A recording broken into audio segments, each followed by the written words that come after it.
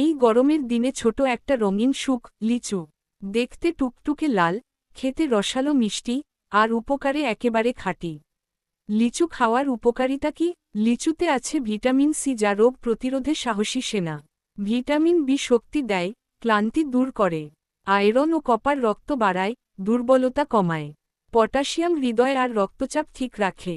আর fibre হজমে সাহায্য করে, পেট রাখে হালকা।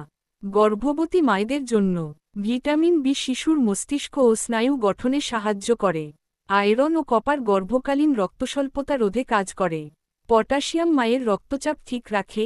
অ্যান্টিঅক্সিডেন্ট শিশুর কোষকে রক্ষা করে।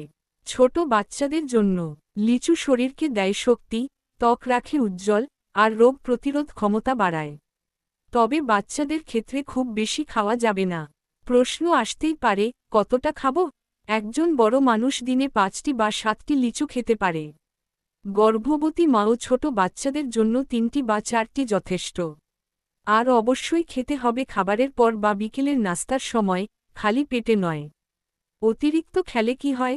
লিচুতে প্রাকৃতিক চিনি থাকে, তাই বেশি খেলে রক্তে চিনি বেড়ে যেতে পারে, পেটের সমস্যা হতে পারে। তাই মনে রাখুন, সুন্দর ফল সুন্দর মাত্রায় খেলেই উপকার। লিচু খান, সুস্থ থাকুন, আপনজনকে ভালোবাসুন।